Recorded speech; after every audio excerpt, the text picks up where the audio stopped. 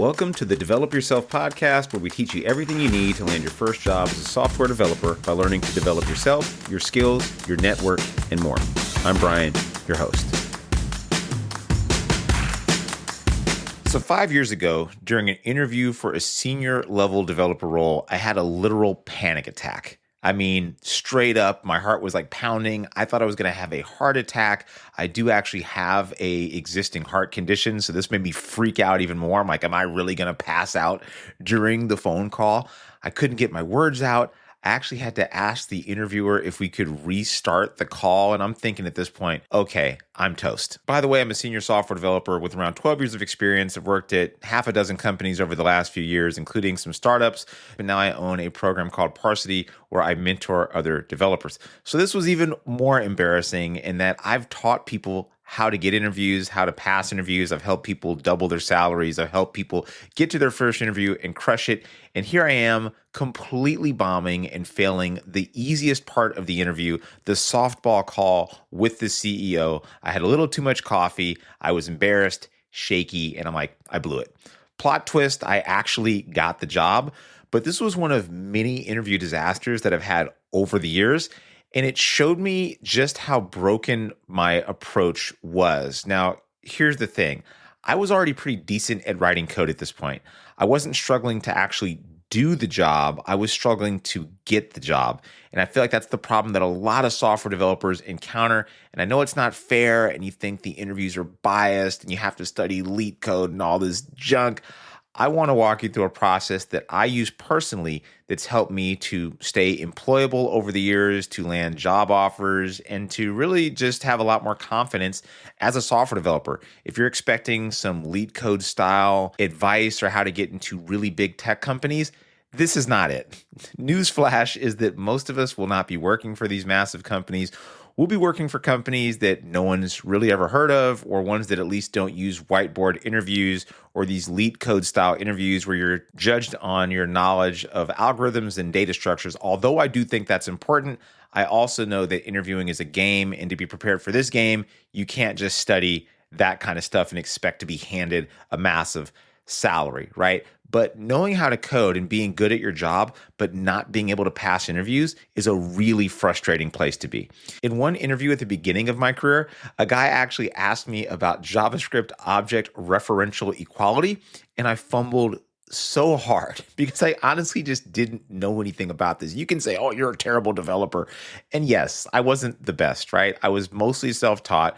I went to a coding boot camp that was specifically for front end. I ended up doing full stack in my first job, not learning a lot beyond how to just make things work. I didn't really go any deeper.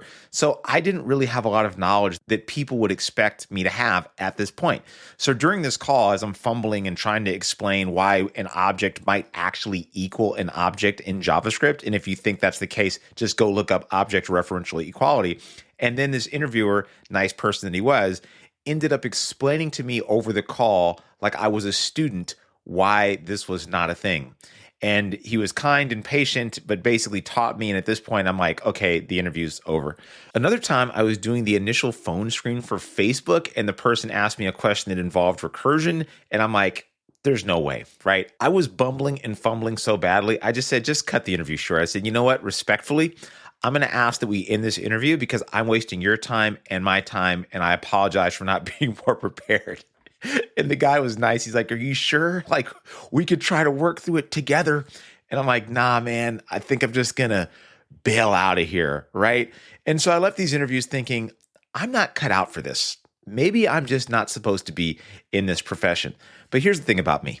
I'm a stubborn SOB. And I'm obsessed a little bit. I have a history of addiction that I've talked about on other shows that I won't get into right now.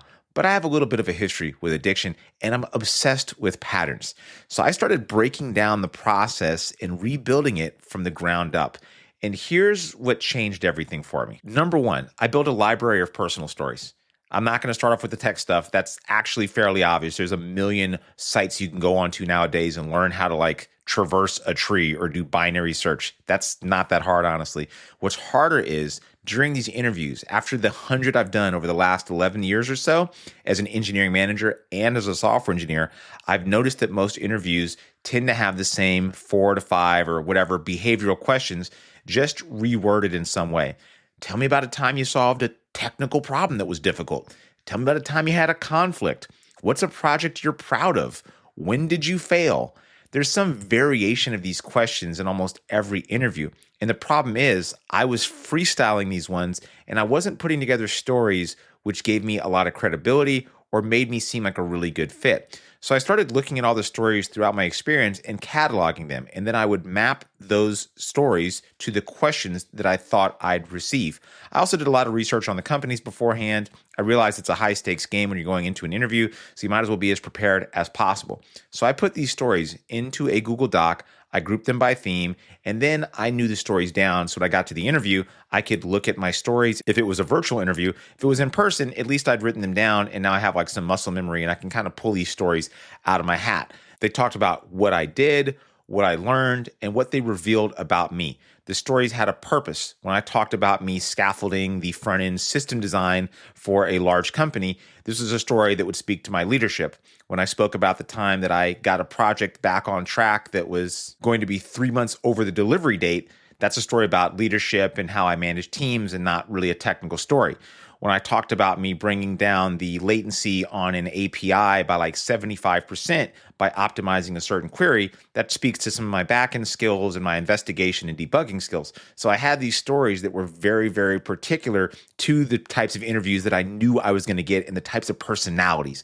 If I'm speaking to a hiring manager or somebody that's not super technical, maybe I want to go with more of a leadership management story. If I'm speaking to somebody that's highly technical, maybe I want to go with the story of decreasing the latency on that API and how it saved a lot of money and our customers were happier afterwards and how I debugged it and investigated it. So knowing my audience was really crucial too. So I had this little grab bag of stories, like right there, I could tell you them, and then I could use these in the interview to make myself seem more impressive. Then at one point I became an engineering manager, really kind of by mistake. I got kind of forced into being an engineering manager, and here I was conducting interviews now. And as I'm doing the interviews, I'm realizing I'm asking these same questions, but what am I really asking here? What am I trying to get at? Basically, it's, can I imagine this person working here? Do I feel comfortable putting my stamp of approval on this person? Because they're going to be a reflection of me. Once I understood this, I thought, how many other managers are essentially doing the same thing? It's not purely objective. It's like thinking, how much can I see this person fitting on the team? How much can I see them contributing technically? Do I see them having a long period here where they can actually contribute and do well in the team? Or does this feel like a risk? And then I thought, okay, cool. Well, if I'm basically trying to mitigate risk and see if I can envision this person working here, I need to have stories that really sell myself. So what good is passing the coding round of an interview if you bomb the behavioral sections? I don't know why more interview prep doesn't speak about this. It's like if we just wanted people that could traverse binary trees or think of the most optimized route for finding a node in a graph or something like that, then we would just hire competitive programmers. But we don't. Right? So why don't more people talk about this aspect of the interview? I think it's because it's a lot messier. I also honestly think that a lot of the interview advice comes from people that don't really have long work histories, so they don't really understand what it's like to interview a lot. I've actually interviewed a ton, and I've practiced a ton. And I realized that these questions actually make up the majority of your interviews. Maybe not at Facebook or Google or Netflix, but at other companies, they're going to want to know a lot more than whether you can just code. Because honestly, that's kind of a given.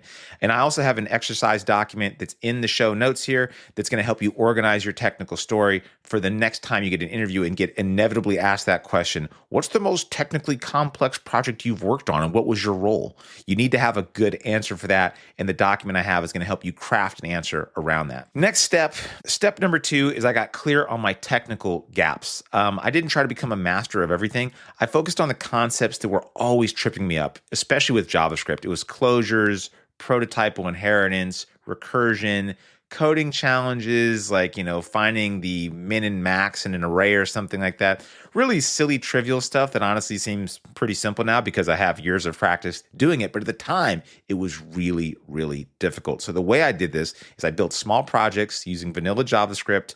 Why vanilla JavaScript over React? Because if you're hiring a software developer, especially at larger companies or really any company, it was more common, I think, especially back in the past, to judge somebody or interview them based on their command of a certain programming language rather than a framework. Now that's kind of flipped. Honestly, I rarely see interviews that are about JavaScript, but you really want to be good at the programming language that you write on a daily basis. So I did a bunch of exercises using vanilla JavaScript, and then I made videos where I'd explain these concepts out loud. I wrote code until I didn't need to look things up anymore. Eventually, I put all of this into this GitHub repo that I've shared with other developers that I mentor, and it really kind of beats them, right? Some of my mentees have seen this and like, whoa, this is actually really difficult. I'm a senior developer. I'm a mid-level developer. I went to a boot camp and this is going over what I assumed was basic JavaScript, and I can't really figure this out, right? And that's exactly the kind of epiphany that I want to have, because those are the things that I learned when I was doing this. Like, hey, let's build a snake game using vanilla JavaScript and HTML and CSS. How do you think through that? How do you do that? And how do you do that when somebody's watching you? Putting yourself on video, putting myself on video was actually one of the best tricks, the best hacks that I found to mimic the pressure that I'd feel in an interview. And then I could go back and watch it and I'd cringe a little bit and be like, geez, I'm an idiot. Over time, it got a lot better, which leads me to step number 3. I had to train myself to be calm. This was really, really difficult for me. I have a history of having panic attacks. I'm a bit high energy, pretty nervous person. I have an actual heart problem, so it's not all in my head.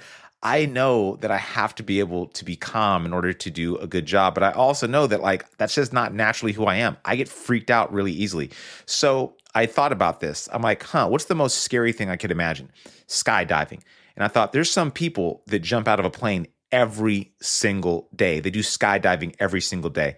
Then I thought back to my past life where I did a lot of illegal stuff in the streets. And I thought the first time that I, made a large sale on the streets or something like that, it was scary. I thought, oh my God, am I going to get caught? The police are going to be right behind me. You do that 100 times, you stop tripping on that one bit. Just like a skydiving instructor might jump out of a plane 100 times, at some point, it's just a boring day to them. Like, oh, great, another day at the office. I got to go jump out of a plane for the 1,000th time with some dude or some woman that wants to celebrate their anniversary, whatever.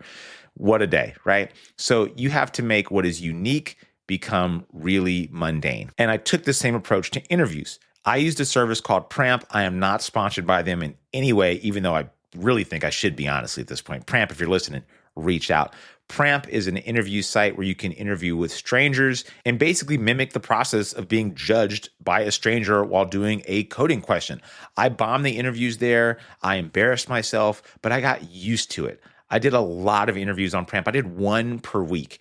After a while, they just kind of felt like routine, right? I'm like, okay, now it's just kind of boring. And that's exactly what I wanted it to be. So what were the results of doing all this stuff? Speaking into a camera, getting a list of stories compiled, practicing interviews, reading books like System Design 1 and 2, just going through the rigor of actually learning the stuff, applying it, and mimicking how it would feel to do in an interview. I went from a salary of $60K when I first started writing code to around $300K most recently. I've gone down since then again, but I've dramatically increased my salary over the years. Obviously, the salary bumps were great for my financial life, but more importantly than that, I'm a lot less worried about if I can find another role. Learning to interview, whether you like it or not, is the single highest leverage skill you can have as a software developer. I don't think this is fair.